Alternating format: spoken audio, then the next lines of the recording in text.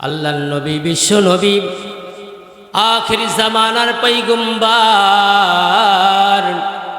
নবী মুহাম্মদুর রাসূলুল্লাহ সাল্লাল্লাহু আলাইহি ওয়াসাল্লামকে হযরত জিবরাইল আলাইহিস সালাতু ওয়াস সালাম বাইতুল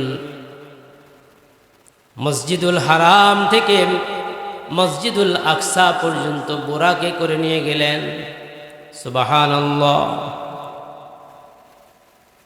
সেখান থেকে আল্লাহ পাক রব্বুল আলামিন সমস্ত নবীদেরকে একত্রিত করলেন, 2 রাকাত নামাজের ইমামতি করলেন। আমার এবং আপনার নবী, আখির জামানার পয়গম্বর নবী মুহাম্মদুর রাসূলুল্লাহ সাল্লাল্লাহু আলাইহি ওয়াসাল্লাম নামাজ যখন শেষ হয়, আল্লাহর নবী, বিশ্ব নবী, আখির জামানার পয়গম্বর নবী মুহাম্মদুর রাসূলুল্লাহ সাল্লাল্লাহু আলাইহি ওয়াসাল্লামকে লইয়া যখন আকাশের দিকে রওনা করেন, বোরাকে নবীজি সওয়ার হন।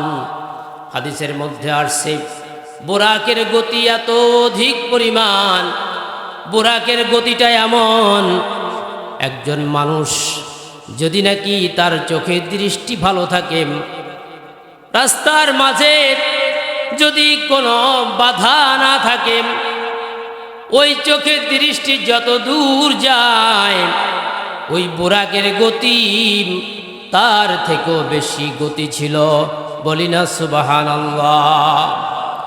মুহূর্তের মধ্যে জিবরিল আলাইহিস সালাতু ওয়াস সালাম আল্লাহর নবী, বিশ্ব নবী জনাবে আহমদ মুহাম্মদ মুস্তাফা, আহমদ মুস্তাফা সাল্লাল্লাহু আলাইহি ওয়াসাল্লামকে লইয়া প্রথম আকাশের কাছে, দরওয়াজার কাছে হাজির।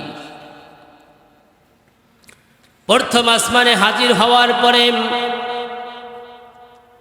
সেখানে প্রথম আসমানে ছিলেন, দারোগার নাম ছিল ইসমাইল। ইসমাইল বলেন, কি হয়েছে? জিবরাইল বলে, গেটটা খোলো। কেন খুলতে হবে? সঙ্গে কে? বলে, আখির জামানার পয়গম্বর মুহাম্মদুর রাসূলুল্লাহ সাল্লাল্লাহু আলাইহি ওয়াসাল্লাম। দারোগা জিজ্ঞাসা করেন, আপনার সঙ্গে যিনি আছেন ওনাকে কি ভিতরে প্রবেশের জন্য কোনো অনুমতি আল্লাহ পাকের পক্ষ থেকে কোনো পারমিশন আসেনি? বলে, পারমিশন তো অবশ্যই, আল্লাহ পাক রব্বুল আলামিন আমাকে দুনিয়াতে পাঠাইছেন, আমাকে আল্লাহ পাক রব্বুল আলামিন দুনিয়াতে পাঠাইছেন। আখির জামানার পয়গম্বর, আখির জামানার নবী, সর্বশেষ নবী, বিশ্ব নবী জনাবে আহমদ মুহাম্মদ মুস্তাফা, আহমদ মুস্তাফা সাল্লাল্লাহু আলাইহি ওয়াসাল্লামকে আল্লাহ পাকের কাছে নেওয়ার জন্যে।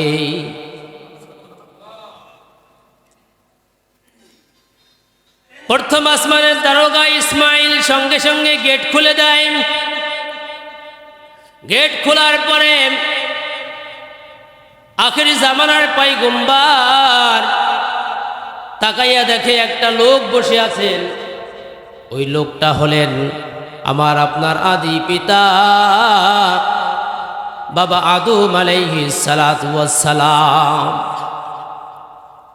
আল্লাহর নবী, বিশ্ব নবী সাল্লাল্লাহু আলাইহি ওয়াসাল্লাম আদম নবীর দিকে তাকাইলেন, জিজ্ঞাসা করলেন জিবরাইলকে, জিবরাইল ইনি কে? জিবরাইল সাল্লাম পরিচয় করিয়ে দেন, ইনি হলেন আদম নবী, আমাদের আপনাদের আদি পিতা হযরতে আদম আলাইহিস সালাতু ওয়াস সালাম। আল্লাহর নবী, বিশ্ব নবী আদম নবীকে সালাম করেন। আদম নবী সালামের জবাব দেন। আল্লাহর নবী, বিশ্ব নবী তাকাইয়া দেখেন আদম নবীর ডান পাশে কতগুলি মানুষের রূহ আর কতগুলি রূহ বাম পাশে। আল্লাহর নবী বিশ্ব নবী জিজ্ঞাসা করলেন, ওগো জিবরাইল, এই ডান পাশে এবং বাম পাশে কারা? জিবরাইল সাল্লাম ডাক দিয়ে বলেন, ওগো নবীজি, ডান পাশে এবং বাম পাশে যাদেরকে আপনি দেখতে পাচ্ছেন এরা হচ্ছেন আদম নবীর সন্তানেরা। আদম নবী ডাইন দিকে তাকাইলে হাসেন, আদম নবী বাম দিকে তাকাইলে কাঁদেন। বিশ্বনবী জিজ্ঞাসা করেন, ওগো জিবরাইল, আদম নবী ডাইন পাশে যখন তাকায় তখন কাঁদে, হাসে কেন, হাসেন কেন? বাম পাশে যখন আবার তাকান তখন আদম নবী কেন কাঁদে? আদম নবী ডান পাশে যখন তাকান তখন হাসেন, আদম নবী যখন তার বাম দিকে তাকান তখন তিনি কাঁদেন। আল্লাহ নবী জিবরাইল আলাইহিস সালাতু ওয়াস সালামের কাছে জিজ্ঞাসা করলেন, ওগো জিবরাইল, ডান পাশে যখন আদম নবী তাকায় তখন আদম নবী হাসেন কেন? বাম পাশে যখন তাকান তখন তিনি কাঁদেন কেন?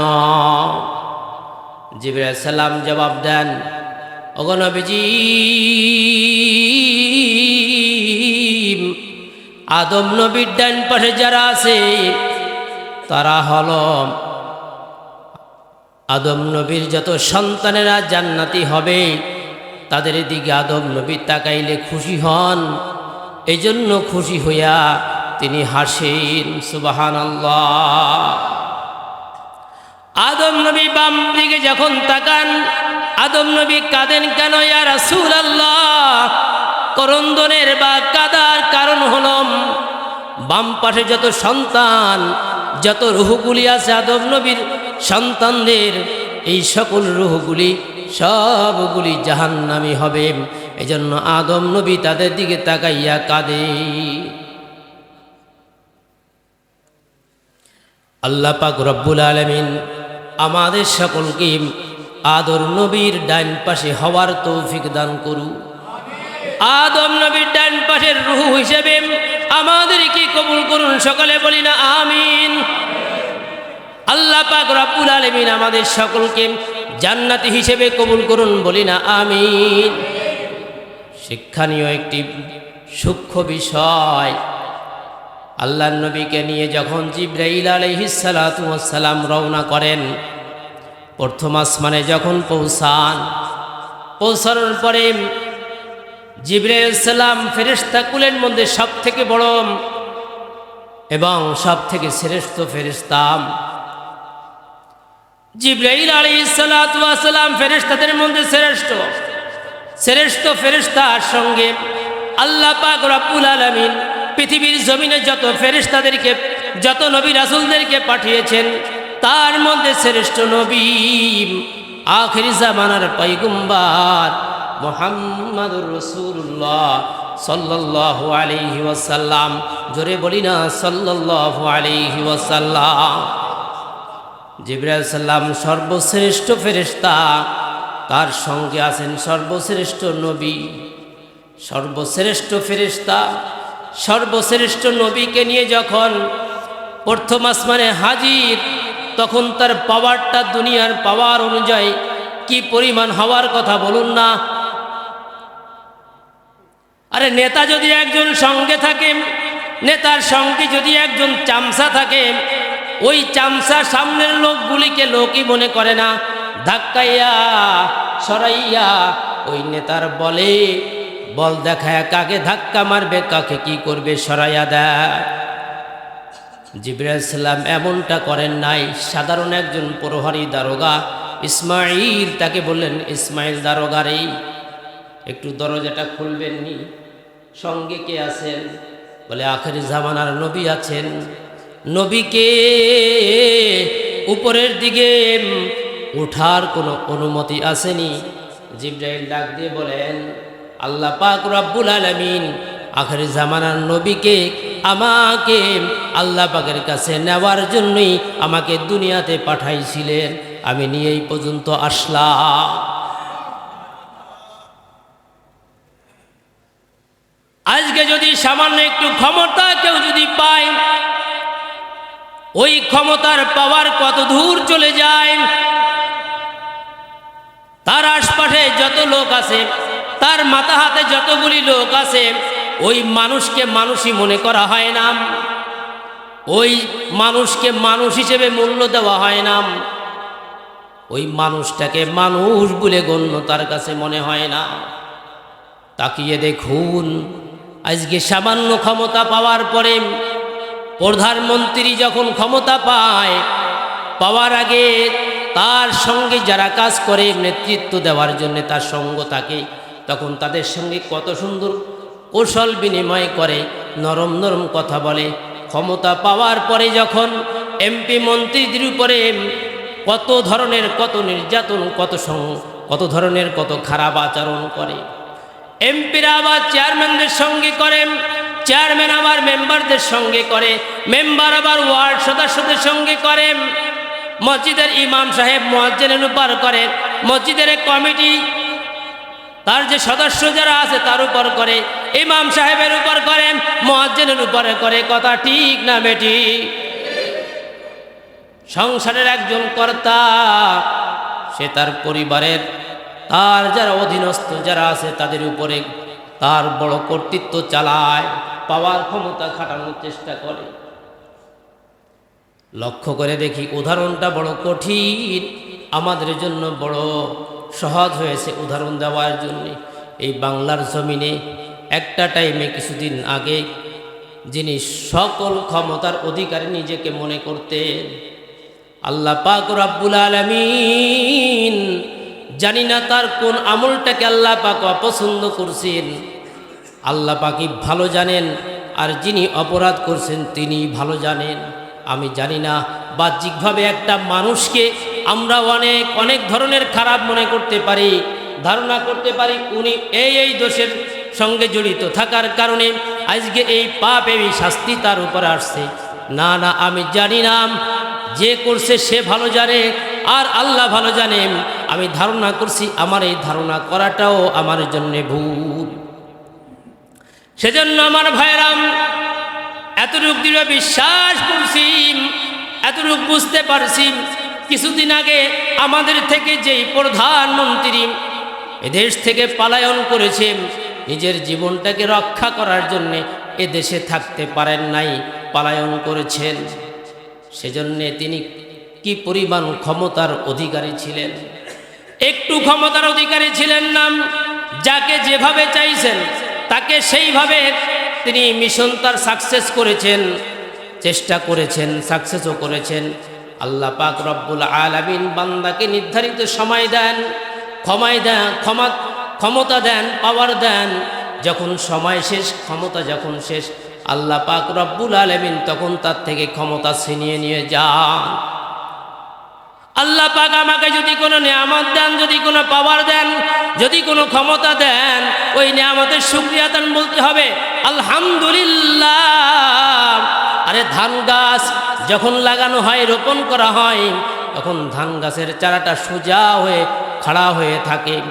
যখন আস্তে আস্তে তার মাথায় আপনার ধান হইতে থাকে, তখনও খাড়া হয়।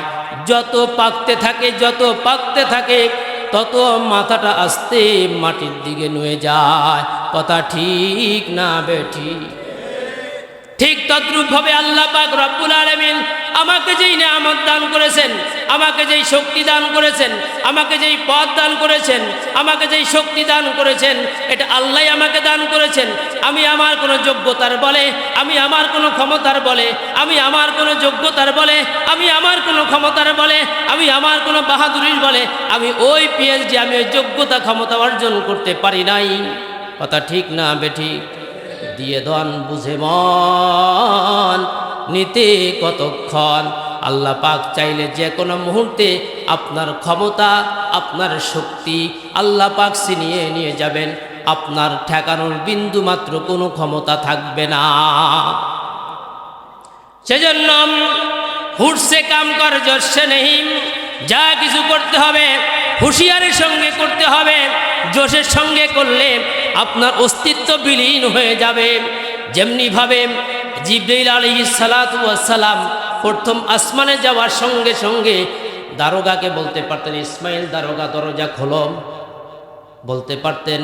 তিনি কেমনে বলছেন, ইসমাইল দারোগা গো দরজাটাকে একটু খুলবেন নি? নরম ভাষায় বলছে, বলে অবশ্যই খুলব। সঙ্গে কে? বলে আখিরি জামানার নবী পয়গম্বর সাল্লাল্লাহু আলাইহি ওয়াসাল্লাম। জিজ্ঞাসা করলেন, ওনাকে উপরে যাওয়ার অনুমতি আসেনি? বলে আমাকে তাকে নিয়ে যাওয়ার জন্যই তো দুনিয়াতে প্রেরণ করা হয়েছিল। বলে তাহলে অবশ্যই প্রবেশ করেন, বলি না সুবহানাল্লাহ। সেজন্য আল্লাহ পাক রব্বুল আলামিন অহংকারকে পছন্দ করেন না। অহংকার আল কিবরিয়াউ রিদাই, আল্লাহ পাক বলেন অহংকার হলো আমার চাদর, এই চাদর নিয়ে কেউ খেলা করবা না। যদি আল্লাহ পাক কাউকে কোনো নিয়ামত, ক্ষমতা, বাহাদুরি, পদ পদবি দান করে থাকেন, সেটা আল্লাহ পাকের পক্ষ থেকে হয়েছে। আমার চেষ্টা করতে হবে আমার এই ক্ষমতা, এই পদ পদবিতে আমার কি দায়িত্ব আছে, আমার সেই দায়িত্বটুকু পুঙ্খানু আমি আদায় করতে পারছি কিনা। যদি আমি আদায় করতে না পারি, তিরমিজি শরীফের হাদিস, কুল্লুকুম রাইন ওয়া কুল্লুকুম মাসউলুনা আন রাইয়াতিহিম।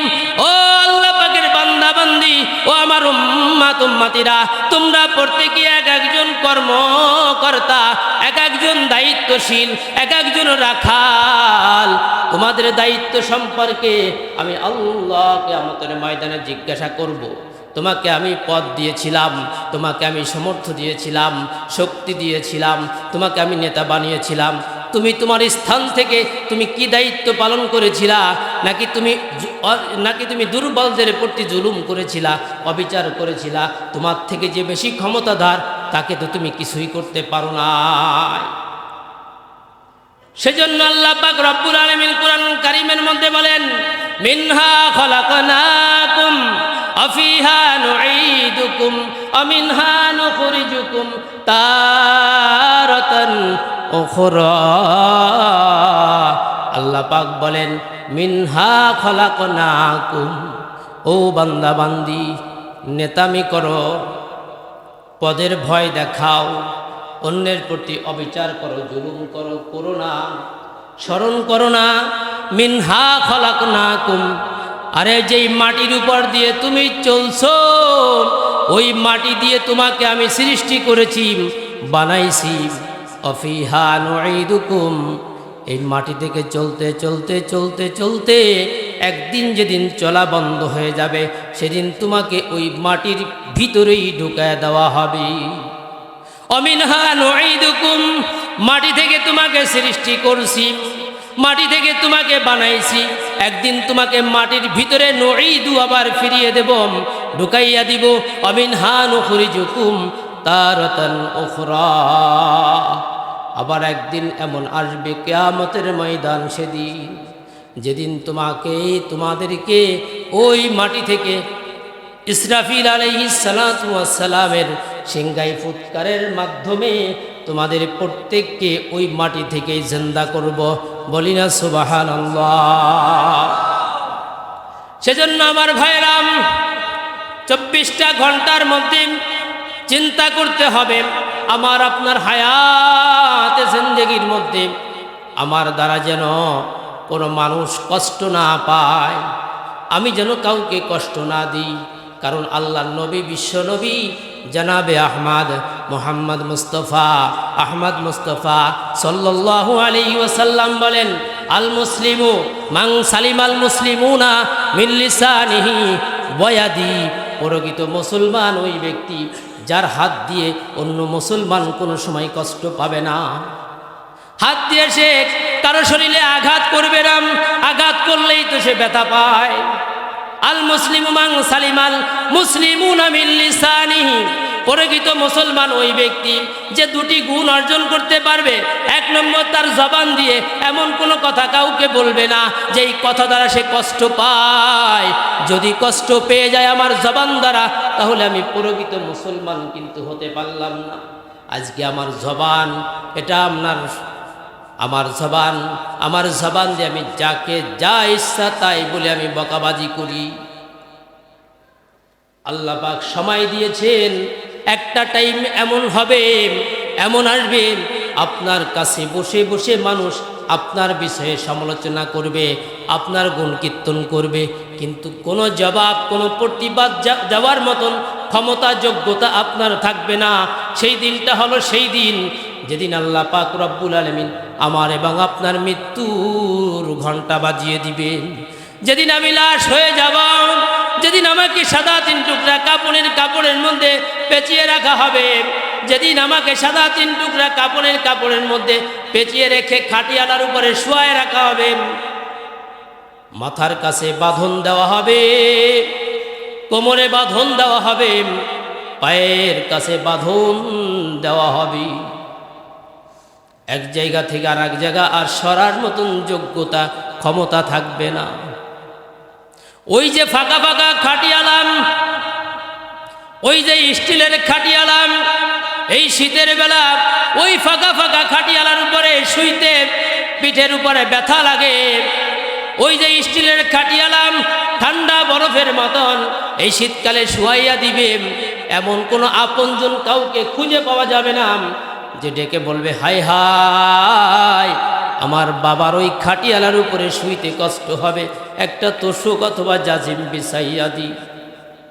সেজন্য আমার ভাইরাম, সাবধান হবাম, প্রকৃত মুসলমান হবাম। নিজের জবান দিয়ে কাউকে কোনো কটুবাক্য দিব না, কটুবাক্য ব্যবহার করব না, কাউকে গালি দিব না, নিজের ক্ষমতার অপব্যবহার করব না। এই ক্ষমতা কিন্তু একদিন শেষ হয়ে যাবে। আল-ইয়াওমা নাখতিমু আলা আফওয়াহিহিম ওয়া তুকাল্লিমুনা আইদিহিম ওয়া তাশহাদু আরজুলুহুম বিমা কানু ইয়াকসিবু। আল্লাহ পাক রব্বুল আলামিন সূরা ইয়াসিনের ভিতরে বলেন, কিয়ামতের ময়দান যেদিন হবে, ওই দিনে আল-ইয়াওমা নাখতিমু আলা আফওয়াহিহিম, আমাদের জবানের মধ্যে মোহর মেরে দেওয়া হবে। জবান যে এখন ঠোঁট যে নাড়ায়, জিহ্বা যে নাড়াচাড়ায় কথা বলি, ওই দিন ঠোঁটটাকে আপনার মোহর মেরে দেওয়া হবে, একেবারে সমান করে দেওয়া হবে, জবান আর কথা বলবে না। ওয়া তুকাল্লিমুনা আইদিহিম, আল্লাহ পাক আইদুন মানে হাত, হাত সেদিন কথা বলবে। ওয়া তুকাল্লিমু কাল্লাম মানে কথা বলা, ওই হাত সেদিন কথা বলবে আল্লাহ এই হাত এই খারাপ কাজে ব্যবহার করেছে। ওয়া তাশহাদু আরজুলুহুম, আরজুল রিজলুন থেকে রিজলুন অর্থ হলো পা, বলে পা সেদিন সাক্ষ্য দিবে আল্লাহ এই পা দিয়ে হেঁটে হেঁটে এই অপকর্মের দিকে অংশগ্রহণ করেছিল, অগ্রসর হয়েছিল। সেজন্য আমার ভাইরা আবারও অন্যায় বিনয় করে বলি, অনুরোধ করে বলি, দুনিয়ার ক্ষমতা সামান্য সময়ের জন্য আমরা প্রত্যেকেই কিন্তু জবানটাকে কন্ট্রোল করা আমাদের জন্য অপরিহার্য কর্তব্য, আমাদের হাতটাকে কন্ট্রোল করা অপরিহার্য কর্তব্য। যদি আমরা প্রকৃত মুসলমান হতে চাই, আমাদের জবান দিয়ে কাউকে এমন কোনো কটুবাক্য ব্যবহার করব না। কিছু কিছু মানুষের স্বভাব আছে, কটু বাক্য ছাড়া, কর্কশ ভাষা ছাড়া সে কথা বলতে পারে না। আল্লাহর নবী বলেন, লা তাহাসাদু ওয়া লা তাবাগাজু ওয়া কুনু লিইবাদিল্লাহি ইখওয়ানা। তোমরা হিংসা করিও না, ফাসাদ করিও না, ঝগড়া করিও না, মারামারি করিও না, কাটাকাটি করিও না, বরং তোমরা পরস্পরে ভাই ভাই হয়ে যাও। আল্লাহর নবী বলেন, আল মুসলিমু আখুল মুসলিম, একজন মুসলমান আর একজন মুসলমানের ভাই। ও ভাই, এই পবিত্র মাহে রজব মাস আল্লাহ পাক রব্বুল আলামিন আমাদেরকে দান করেছেন, অত্যন্ত বরকতময় মাস, অত্যন্ত ফজিলতপূর্ণ মাস। এই মাস রহমতের মাস, এই মাস বরকতপূর্ণ মাস। রজব অর্থ হলো সম্মান। আল্লাহ পাক রব্বুল আলামিন এই মাসে কি সম্মান দান করেছেন? বলে এই মাসে আল্লাহ পাক রব্বুল আলামিন বান্দার প্রতি অন্তত রহমত পাওয়া যাবে না। বলে দেখি আমরা একটু বলে দেখি, হঠাৎ করে জীবনে সারা জীবন তার কাছে যা কিছু চাওয়া হয়েছে আমাদের দৃঢ় বিশ্বাস চাইলেও দিবে না, কিন্তু হঠাৎ করে দিয়ে ফেলেছে। ওই লোকটার প্রতি আশা, পিছনের যেই চিন্তা চেতনা ছিল সেটা ভুল ধারণা হয়ে যা না আজকে দিয়ে ফেলেছে। ঠিক তদ্রূপভাবে আল্লাহ পাক রব্বুল আলামিন কাছে আমরা যত অপরাধ করেছি এই রজব মাসের উসিলা করে আল্লাহর কাছে যখন মাপ চাইব, অন্য মাসে 10 বার চাইলে যেভাবে আল্লাহ পাক রহম করতেন, আল্লাহ পাক এই মাসে একবার চাওয়ার সঙ্গে সঙ্গে আল্লাহ পাক এত বেশি দয়ালু হন। এই মাসে আল্লাহ পাক সঙ্গে সঙ্গে বান্দার প্রতি দয়া করেন। এই জন্য এই মাসের সম্মানার্থে আল্লাহ পাক এটা করেছেন। 2 নম্বর, এই মাসের অনেক ফজিলত, তার মধ্যে 2 নম্বর ফজিলত, আল্লাহ পাক রব্বুল আলামিন এই মাসের মধ্যে কোনো প্রকার যুদ্ধ, সেটা মুসলমান যদি অমুসলিমদের বিরুদ্ধেও যুদ্ধ হয়, যুদ্ধ তো হলো এইটাই যে মুসলমান তাদের অমুসলিমদের বিরুদ্ধে হইয়া তাদেরকে ইসলামের ঝান্ডাকে উড্ডীন করার লক্ষ্যে তারা যুদ্ধ করবে, এই যুদ্ধ পর্যন্ত এই মাসে হারাম। 3 নম্বর, এই মাসের গুরুত্ব এবং ফজিলত প্রকাশ পায় আল্লাহর নবী যে ইসরা এবং মেরাজ ঘটেছে 27 রজব, এই দিনে এই রাত্রের মধ্যে, সেজন্য এই মাসের গুরুত্ব প্রকাশ পায়। এই মাসের কতগুলি আমলের কথা বলি। এই মাসে আমরা বেশি থেকে বেশি আমরা কি করব? নফল নামাজ আদায় করব, তাসবিহ তাহলিল আদায় করব এবং নফল রোজা রাখবো, আস্তাগফিরুল্লাহ বেশি বেশি করে পড়ব, দান খয়রাত বেশি বেশি করব, কোরআন তেলাওয়াত বেশি থেকে বেশি করব, দোয়া করব। বিশেষ করে আল্লাহর নবী, বিশ্ব নবী জনাবে আহমদ মুহাম্মদ মুস্তাফা সাল্লাল্লাহু আলাইহি ওয়াসাল্লাম আমাদেরকে দোয়া শিখিয়ে গেছেন। আল্লাহর নবী যখন এই মাস পাইতেন, পাওয়ার আগ থেকেই দোয়া করতেন, আল্লাহুম্মা বারিক লানা ফি রজবা ওয়া শাবান ওয়া বাল্লিগনা রমাদান। জোরে বলি না, আল্লাহুম্মা বারিক লানা ফি রজবা ওয়া শাবান ওয়া বাল্লিগনা রমাদান। আর জোরে বলি, আল্লাহুম্মা বারিক লানা ফি রজবা ওয়া শাবান ওয়া বাল্লিগনা রমাদান। হাঁটতে, বসতে, ঘুমাইতে, চলতে ফিরতে, গাড়িতে বসে আছি, আমরা পড়তে পারবো, কোনো বাধা নাই। কাম করতেছি, আপনার জমিনে করতে পারবো, গাড়িতে বসে আছি, বসে বসে পড়তে পারবো। আল্লাহ পাক রব্বুল আলামিন আমাদের সকলকে সহি সমঝ দান করুন। সকলে বলে আমিন। আমাদেরকে প্রত্যেকটা নেক কথার উপরে আমল করবার মতন তৌফিক দান করুন। সকলে বলে আমিন। ওয়া আখিরু দাওয়ানা আনিল হামদুলিল্লাহি রাব্বিল আলামিন। যারা কাবলা জুমা সুন্নাত নামাজ আদায় করি নাই, তারা কাবলা জুমা সুন্নাত নামাজ আদায় করুন।